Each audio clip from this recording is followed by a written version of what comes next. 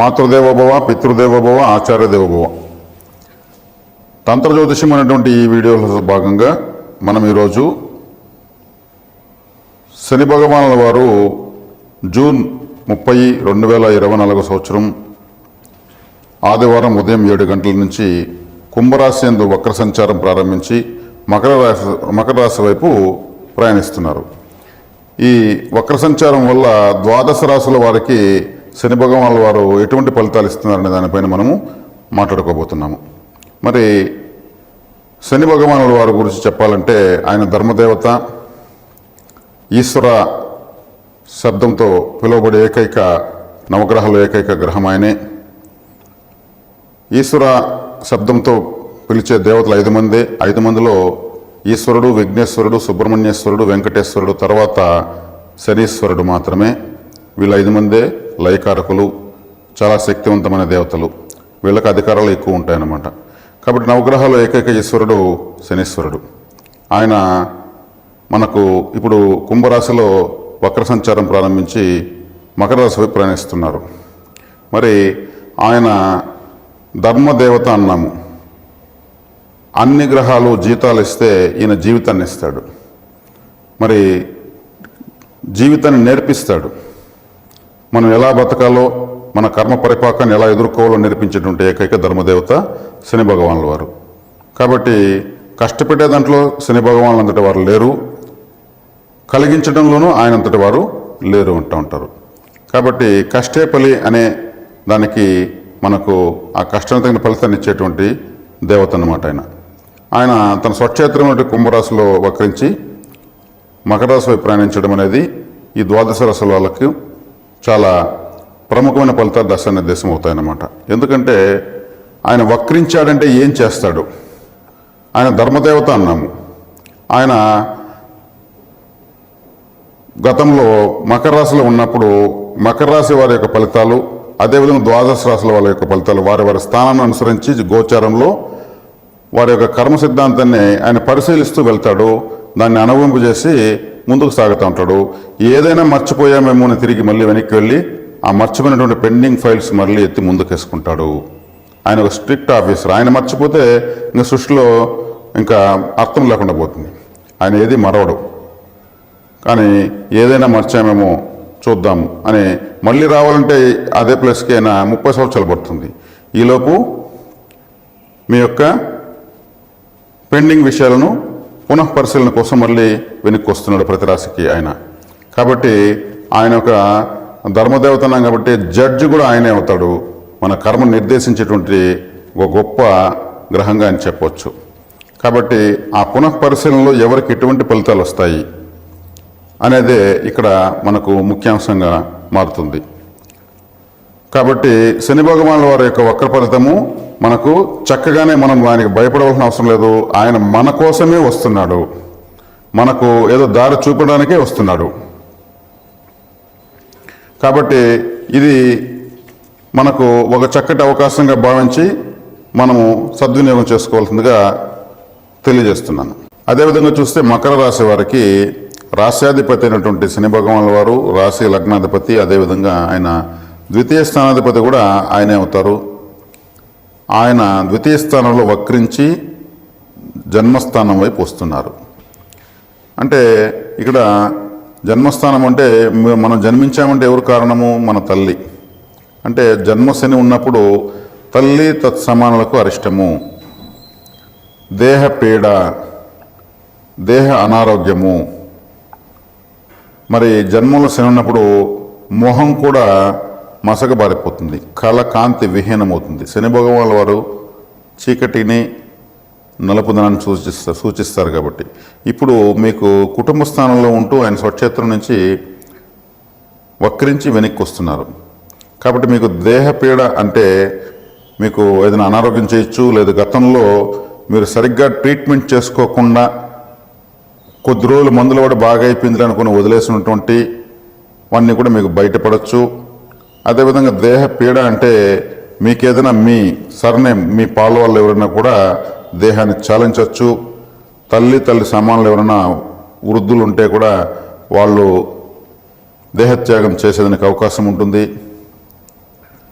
అదేవిధంగా మీకు మనోవ్యధ, అంటే జన్మంలో శని ఉంటే మనోవ్యధ. మీరు స్వస్థానమే కదా, రాశ్యాధిపతే కదా, లగ్నాధిపతే కదా, అంటే ఆయన కారకత్వాలు ఖచ్చితంగా అమలు చేస్తాడండి. అవి అమలు చేయాలి.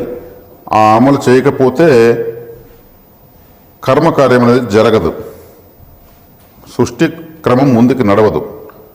తన వారికి ఒక విధంగా, పరాయి వారికి ఒక విధంగా ప్రవర్తించేటువంటి గ్రహం శని గ్రహం కాదు. ఒక విధంగా చెప్పాలంటే తన రాసులకు ఇంకా ఖచ్చితంగా పనిచేస్తాడు. చూసి చూడనట్టు పోతే అది బాధ్యత కాదు కదా, ఆయన బాధ్యతాయుతమైనటువంటి దేవత కాబట్టి మీరు ఏదైనా ఆరోగ్య విషయాల్లో మీరు అలసత్వం వహించి ఉన్నా అవి ఇప్పుడు బయటపడేదానికి అవకాశం ఉంటుంది. మీకు జన్మస్థానం కాబట్టి మీరు ఏ ఊర్లో జన్మించారో ఆ ఊర్లో మీకు కొన్ని వ్యతిరేకతలు వచ్చేదానికి అవకాశం ఉంటుంది. మీరు ఆ ఊర్లో చేసినటువంటి ఎవరికి తెలియకుండా చేసిన తప్పులు బయటపడేదానికి అవకాశం ఉంటుంది. తప్పు చేయడం తప్పు కాదు, ఆ తప్పును చేసి తప్పును ఒప్పుకోకపోవడం చాలా తప్పు.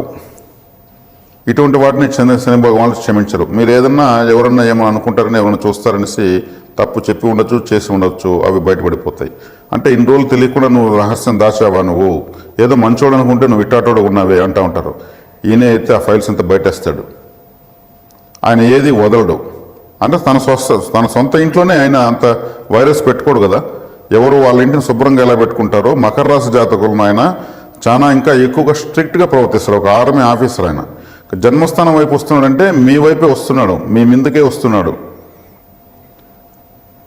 సొంత పిల్లలు మకర రాశి వాళ్ళు ఆయనకు, కాబట్టి ఇంకా ఖచ్చితంగా కఠినంగా వ్యవహరిస్తాడు ఆయన.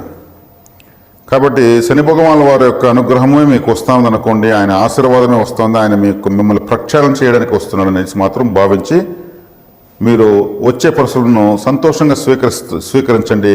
మీకైతే ఆయన మిమ్మల్ని కడిగిన ముత్యంలా చేసి మీ జీవితాన్ని మీ చేతిలో పెట్టి మళ్ళీ ముందుకు వెళ్తాడు. శని భగవానుల వారు ఆయన మనకు అనుగ్రహించాలంటే పరిహారాల వైపు పరుగులు తీస్తూ ఉంటారు ప్రపంచమంతా. మరి తైలాభిషేకాలకు, మరి ఇంకెక్కడో గొప్ప గొప్ప శని భగవాన్ యొక్క క్షేత్రాలకు వెళ్ళి దర్శించుకుని ఆరాధించి చేస్తూ ఉంటారు. ఆయన ఎన్నో బాధలు చెప్పుకుంటూనే ఉంటారు. ఆయన తైలాభిషేకాలకు, నమస్కారాలకు, ఇంక దేనికైనా లొంగడు, ఖచ్చితంగా లొంగడు. మనము ఆశ కొద్దీ మనం చేస్తూ ఉంటాము.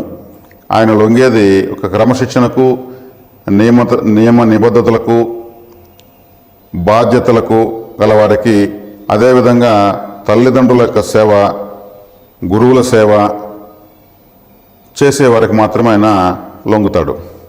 మరి మనకు అవన్నీ వాటితో పాటు ఇంకొన్ని పరిహారాలు ఆయన ఏ పరిహారానికి ఆయన మనకు అనుగ్రహిస్తాడంటే, శని భగవానునికి సంబంధించినటువంటి తత్సంబంధమైనటువంటి జీవకారకులు కొంతమంది ఉంటారు. వాళ్ళు ఎవరంటే చెప్పులు కుట్టేవాళ్ళు శనిగ్రహ స్వరూపమే, పడవ నడిపేవాళ్ళు శనిగ్రహ స్వరూపమే, పడవ తయారు చేసేటువంటి వాళ్ళు శనిగ్రహ స్వరూపమే.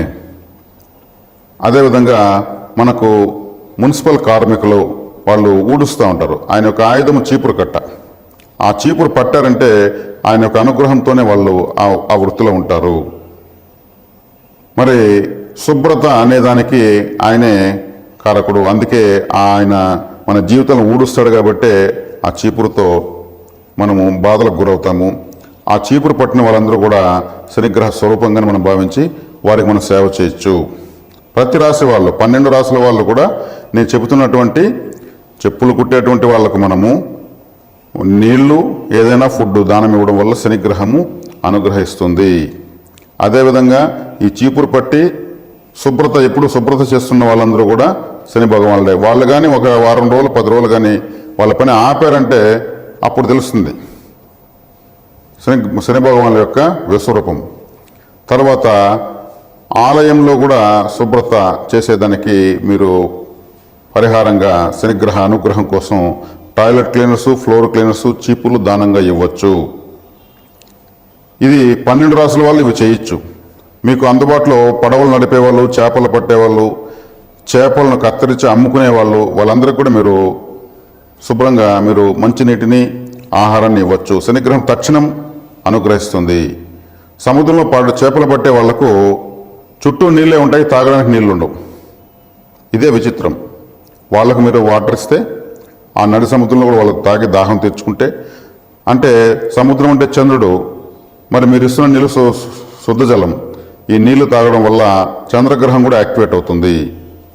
మీరు ఇచ్చిన ఫుడ్ తీసుకోవడం వల్ల రాహు గ్రహం కూడా యాక్టివేట్ అవుతుంది. రాహువత్ శని, శనివత్ రాహు, అంటే రాహు శనిలాగా పనిచేస్తాడు.